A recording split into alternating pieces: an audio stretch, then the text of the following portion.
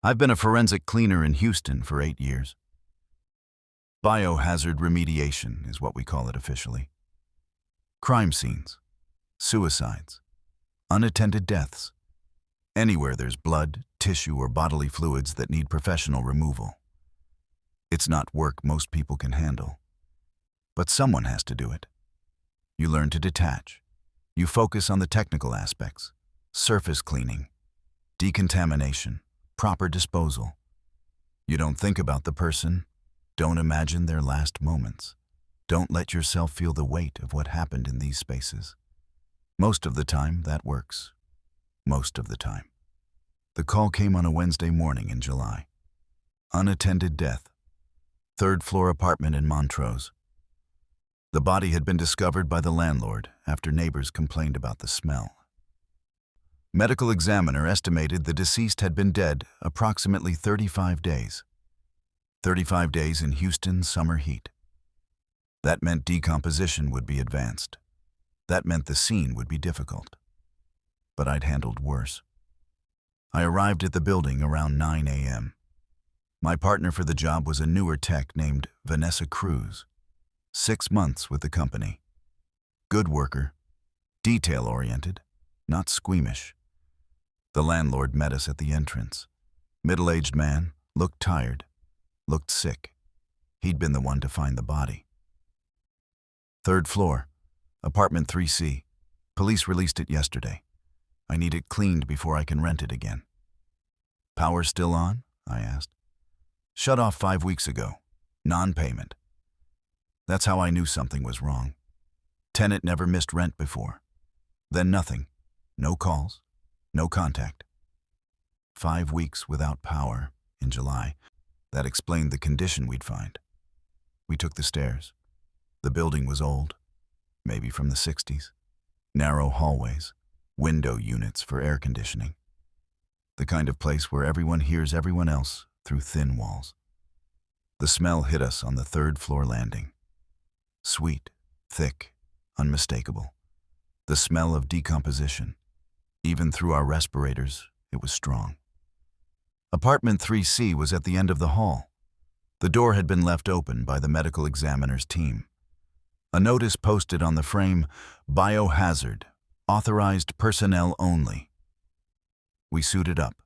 Full Tyvek suits. Double gloves, respirators, booties, everything sealed. Standard protocol for this type of scene. I pushed the door open wider. The smell intensified. The apartment was small. Studio layout, kitchen area to the right, living space straight ahead. Bedroom alcove to the left. The windows were closed, blinds drawn. Even in daylight, the apartment was dim, hot, airless. The body had been in the bedroom. I could see the outline on the floor where it had lain, dark staining on the carpet. Decomposition fluids had soaked through to the subfloor. We'd have to remove the carpet, treat the concrete, maybe seal it. Let's start with documentation, I said. Photographs, measurements. Then we'll begin removal. Vanessa pulled out the camera, started photographing the scene. I walked through the apartment, checking for additional contamination, looking for anything the police might have missed. That's when I heard it. A low hum. Steady, mechanical, like a refrigerator motor, like an air conditioning compressor, the kind of white noise you don't notice until it stops. I paused, listened. The sound was constant, coming from the bedroom area. You hear that? I asked Vanessa. She lowered the camera. Hear what? That humming. She listened, shook her head. I don't hear anything. I walked toward the bedroom. The humming got louder, definitely mechanical, definitely coming from that direction. I checked the window unit. Not running, not plugged in. The fridge in the kitchen area was empty, door open, not functioning. The power was off, had been off for weeks. Nothing should be humming. But the sound continued, low, steady, persistent. There, I said.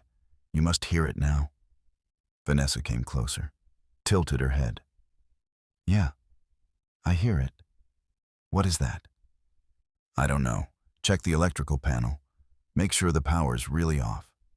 She went to the panel by the door, opened it. Main breaker's off. Everything's disconnected. But the humming continued. Louder now, almost vibrating through the floor. I knelt beside the decomposition stain. The carpet was crusty, dark brown, stiff with dried fluids. I'd need to cut it out, remove it in sections, bag it for hazmat disposal. I pulled out my utility knife, started cutting around the stain. The moment the blade touched the carpet, the humming increased in volume. Not by much, but noticeably. Like whatever was making the sound had responded to my action. I kept cutting. The humming got louder. Steady rhythm, low frequency. The kind of sound you feel in your chest more than hear. Vanessa was watching from the kitchen area. It's getting louder. I know. I finished cutting the perimeter. Started peeling back the carpet. The pad underneath was saturated, black. Smelling worse than the surface. I'd have to remove that too. The humming intensified. Now it was loud enough that I couldn't ignore it. Loud enough that it dominated the space. Like standing next to machinery. Like being inside an engine. Where is that coming from? Vanessa asked. Her voice was tight, nervous. I looked around the bedroom. No appliances, no electronics, nothing that could generate that sound. Especially nothing that could run without power. I pulled up more carpet, more pad. The humming got louder with each section I removed. Like I was uncovering it. Like the source was underneath. Maybe it's the building, Vanessa said. HVAC system, plumbing. The whole building doesn't have one system. These are individual units. I removed the last section of carpet, exposed the concrete subfloor. The stain had soaked through. Dark, penetrated deep into the porous concrete. We'd need enzyme treatment, multiple applications. The humming was almost deafening now, vibrating, resonating through the floor, through my knees, through my chest. And the concrete was warm. Not Houston summer warm, not ambient temperature, body warm. Like something underneath was generating heat. Like something alive was pressed against the other side. I put my gloved hand flat on the concrete. Felt the vibration. Felt the warmth radiating up. Vanessa, feel this. She came over, knelt down, put her hand on the floor. Her eyes went wide. That's not normal. No, it's not. The humming was so loud now I could barely think. Like standing inside a transformer. Like being too close to heavy machinery. My respirator couldn't filter out sound. My ears were ringing with it. I stood up. Backed away from the exposed floor. The moment I stepped off the concrete, the humming decreased. Not stopped. Just quieter. Like it had been before we started working. Vanessa stood up too. We looked at each other. Both thinking the same thing. Both not wanting to say it. We need to check something, I said. We went downstairs, found the landlord in the office. He looked up when we entered. Problem? When was the power disconnected? I asked. 5 weeks ago, beginning of June. You're sure? Positive. I handle it personally when tenants don't pay. Coordinate with the utility company. It was disconnected June 2nd. Today was July 10th. 38 days. Almost exactly how long the medical examiner estimated the tenant had been dead. And the tenant, I said. What was his name? The landlord pulled up a file on his computer. Gerald Matsuda. Lived here 3 years. Quiet. Paid on time. Then just stopped. Nobody saw him. Nobody heard from him. When I finally got the warrant to enter, I found him in the bedroom, on the floor. Medical examiner said, heart attack. Did he live alone? Yeah. No family. No visitors that anyone saw. We went back upstairs, back to apartment 3C. The humming was still there. Quieter now. Background level, but constant. We stood in the bedroom, looking at the exposed concrete, at the dark stain where Gerald Matsuda had died. What do we do? Vanessa asked. We finish the job. We clean. We decontaminate. We do what we're paid to do. But I didn't move. Didn't start working. Just stood there, listening to that impossible humming, coming from a floor that shouldn't be warm, powered by electricity that didn't exist, generated by something that wasn't there. We worked for 4 hours, scraped, scrubbed, applied enzyme cleaners, removed contaminated materials, bagged everything for disposal, professional, thorough, exactly as we'd been trained. The humming continued the entire time, got louder when we worked on the stain, quieter when we moved away, but never stopped, never changed rhythm, just that steady, mechanical pulse. By 2 p.m., we'd finished. The apartment was clean, the contaminated materials removed, the floor treated, ready for new carpet, ready for a new tenant. But the humming remained, slightly quieter now, but there, definitely there. I checked the concrete one more time before we left. Put my hand on the spot where Gerald Matsuda had lain for 35 days, where his body had decomposed, where his fluids had soaked into the floor, still warm, still vibrating, still humming. We packed our equipment, sealed the hazmat bags, prepared to leave. At the door, I stopped, looked back at the apartment, at that empty bedroom alcove where something hummed without power, where something generated heat without source, where something persisted after everything else had stopped. Should we tell someone? Vanessa asked. Tell them what? That we heard a sound we can't explain? That a concrete floor was warm for no reason? It's not normal. Nothing about this job is normal. We left, closed the door, stripped out of our contaminated suits in the hallway. Loaded everything into the van. I filed the completion report that afternoon, noted the extent of contamination, listed the materials removed, detailed the decontamination process. Everything standard, everything professional. I didn't mention the humming, didn't mention the warmth. What would I say? How would I explain it? But I called the landlord the next day, asked if he'd rented the apartment yet. Not yet, he said. Had someone look at it yesterday. They said it was clean, but they didn't take it. Did they say why? Pause. Then, said it felt weird. Said something about the bedroom didn't seem right. I asked what they meant. They couldn't explain. Just said they didn't want to live there. 3 more people viewed the apartment over the next week. None of them took it. The landlord called me, asked if I was sure we'd cleaned everything, asked if there was still contamination. It's clean, I said. We did everything required. The apartment is safe. Then why won't anyone rent it? I didn't answer. Because I knew why. Because anyone who spent time in that bedroom would hear what we heard. Would feel what we felt.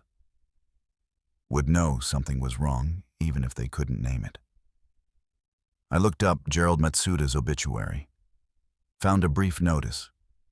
No service, no memorial, no family listed. Just his name, his dates, and one line, died alone at home. 35 days alone. 35 days decomposing. 35 days without power, without light, without anyone knowing he was gone. Maybe that's what we heard. Maybe that's what generated the humming. Not electricity, not machinery, but loneliness. isolation, the sound of someone who died unnoticed, whose absence made no difference, whose body was discovered only because the rent stopped coming. Maybe that sound will hum in that apartment forever. A low mechanical pulse.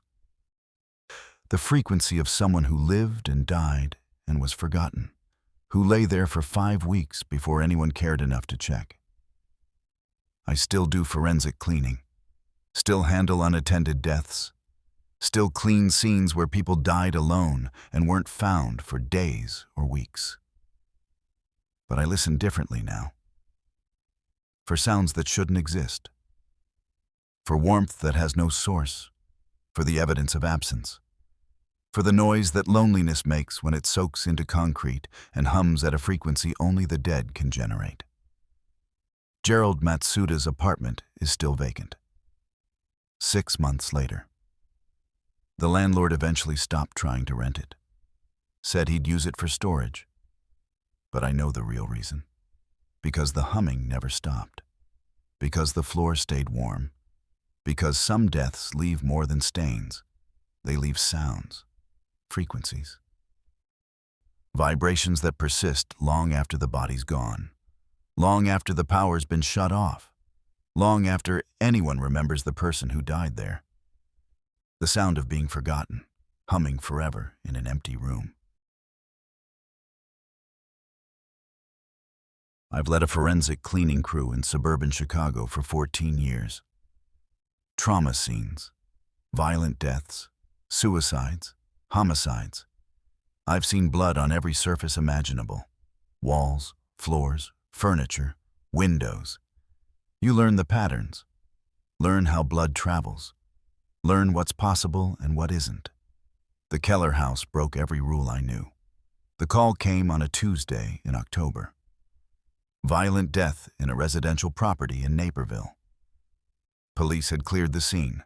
Medical examiner had removed the body. Family wanted the house cleaned and ready for sale. Standard job. Tragic but routine. My crew arrived at 8 a.m. Me, 2 techs, Angela Reeves and Marco Santos. Both experienced, both professional. We'd worked together for years. We knew how to handle difficult scenes. The house was small, single story, ranch style from the 70s. Quiet suburban neighborhood, neat lawns, good schools, the kind of place where violent death feels especially wrong. The police report said the victim, a man named Todd Keller, age 41, had died from a gunshot wound to the head, self-inflicted, found by his wife when she came home from work. The living room was the primary scene. We entered through the front door. The smell hit immediately. Blood. Decomposition. The house had been closed up for 3 days. Even in October, that creates problems. The living room was to the right. We could see the evidence before we entered. Blood spatter on the couch, on the coffee table, on the carpet, tissue, bone fragments. The pattern consistent with what the report described. But something was wrong. Something felt off. I couldn't identify it immediately, just an instinct. A sense that the scene didn't match what I expected. We suited up, full protective equipment, started documentation, photographs, measurements, identifying all contaminated surfaces, building our cleaning plan. Angela was photographing the spatter pattern when she stopped. Looked up. Her face went still. "Boss, you need to see this." I followed her gaze to the ceiling, directly above where the body had been found. A handprint. Clear. Distinct.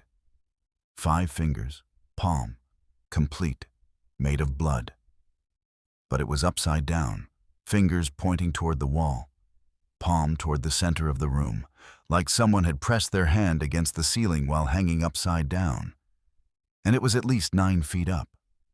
The ceiling was standard height, maybe 8.5 feet. The handprint was near the center, too far from any wall to reach without a ladder. Too high for anyone to touch even jumping. How did that get there? Marco asked. I studied it. The print was detailed. You could see ridge patterns, individual finger marks. This wasn't a smear, wasn't an accidental brush. Someone had pressed their full hand deliberately against that ceiling. Check the scene photos from the police, I said. Angela pulled them up on her tablet, scrolled through, found images of the ceiling. The handprint was there. The police had documented it, photographed it. But no explanation in their notes. No mention of how it was possible. Maybe he fell, Marco said. Reached up. Blood on his hand transferred. He'd have to be standing on something. Tall ladder. And he'd have to fall and shoot himself at exactly the same moment. Doesn't make sense. Then how? I didn't have an answer. Blood doesn't defy gravity. Hands don't reach ceilings without assistance. But the print was there. Real. Documented. Impossible. We clean it, I said. That's the job. We clean everything, including that. We set up the ladder. I climbed up, got close to the handprint. It was fresh, still slightly wet at the edges. The blood hadn't fully dried even after 3 days, like it was being maintained, kept viable. I applied blood solvent, wiped carefully. The print came off easily, too easily. Usually dried blood requires scrubbing, requires effort. This wiped clean like it had been applied minutes ago. I cleaned the entire area, made sure no residue remained, came down the ladder, looked up. The ceiling was clean, white, no evidence of the handprint. Professional, complete. We spent 6 hours cleaning the rest of the living room, removed the carpet, treated the subfloor, cleaned every contaminated surface. By 3 p.m., the house was ready, clean, sanitized, safe for habitation. I did a final walkthrough, checked every room, made sure we hadn't missed anything. Entered the living room last. The handprint was back. Faint, barely visible. But there, same location, same orientation, upside down, 9 feet up. Impossible. I climbed the ladder again, looked closely. The print was definitely there, lighter than before, but present, complete with ridge patterns, with individual finger detail.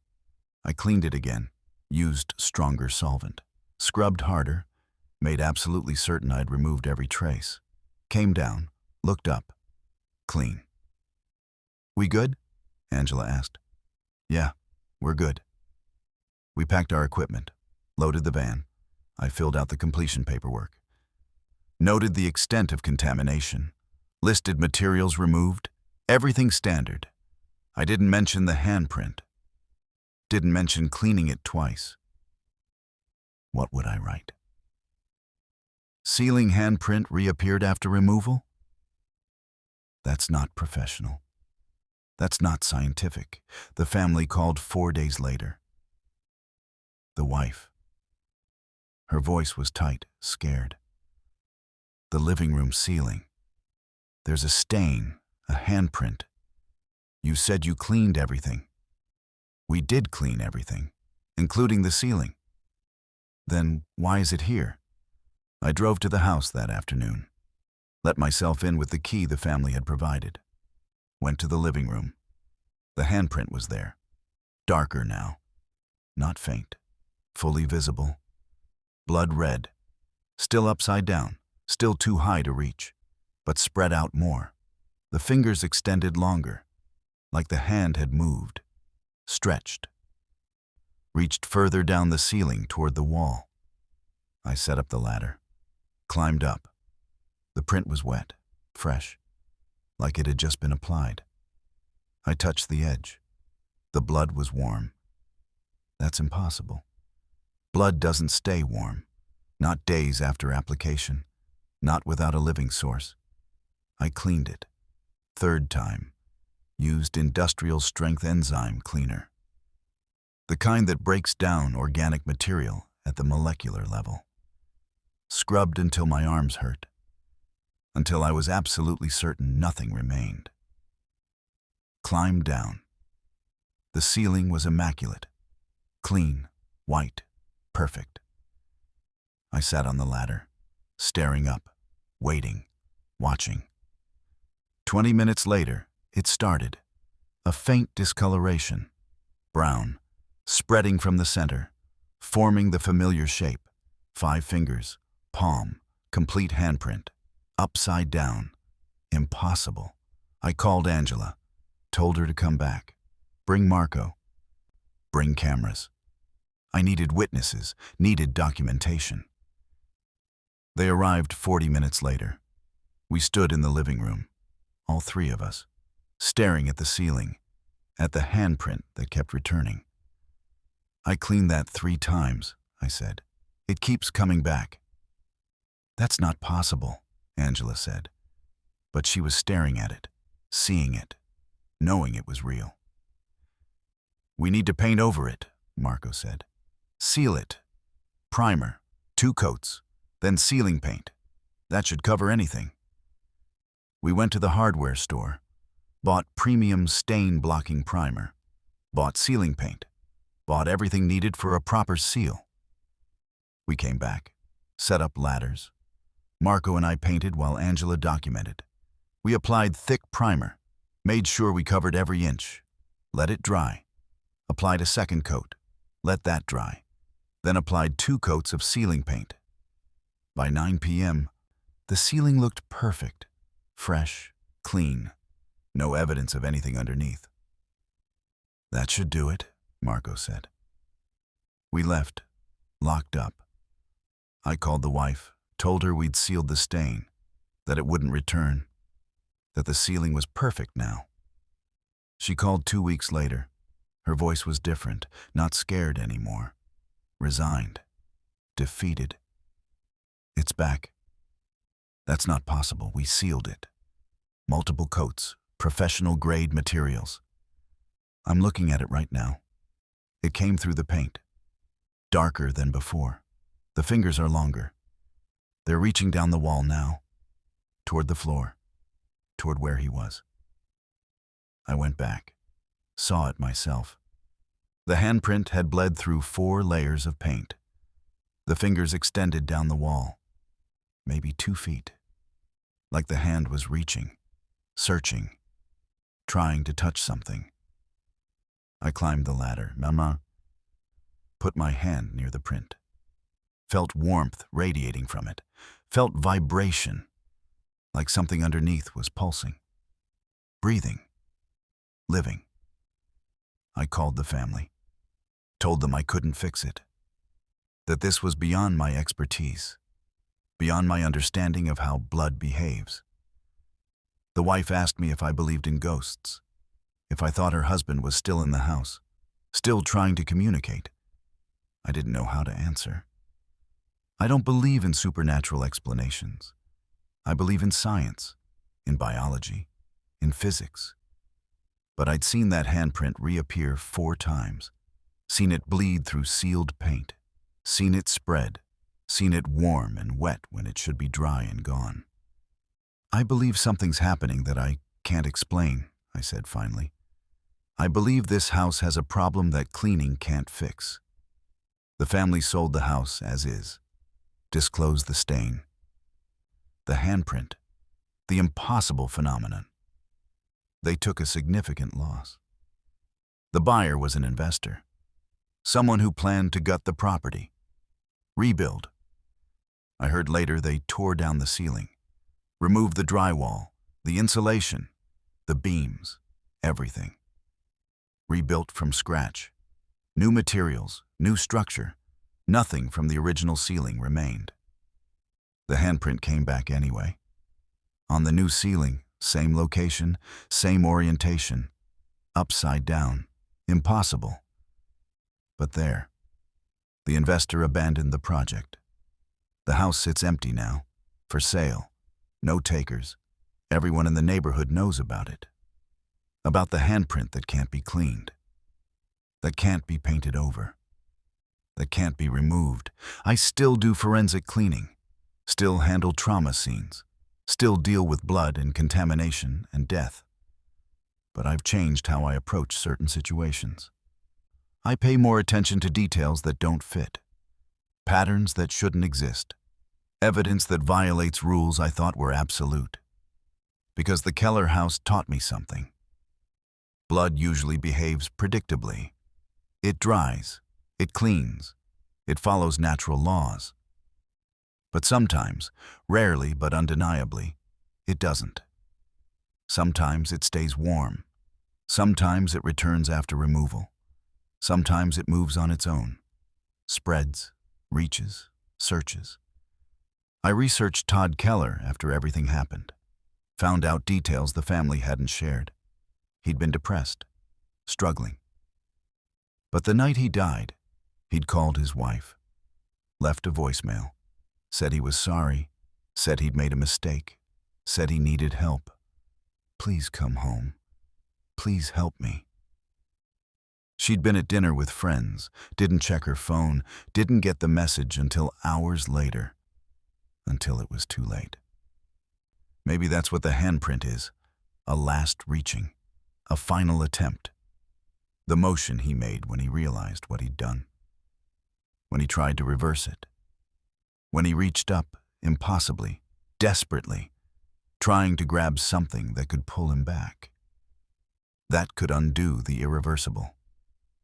And maybe that reach never stopped. Maybe it's still happening. Still trying. Still searching for something to grab onto. Something to change what can't be changed. I drive past that house sometimes. It's on my route to other jobs. I look at it. At the quiet suburban street. At the for sale sign that's been there for 2 years. And I think about that handprint on the ceiling. About fingers reaching down through paint and drywall and time. About desperation so strong it violates physics. About regret so deep it refuses to dry. Refuses to fade. Refuses to be cleaned away. Some stains aren't made of blood. They're made of the moment everything changed. The second you realized your mistake. The instant you reached for something you could never reach. And those stains don't clean, don't seal, don't disappear. They just keep reaching, forever, upside down and impossible, searching for a second chance that will never come.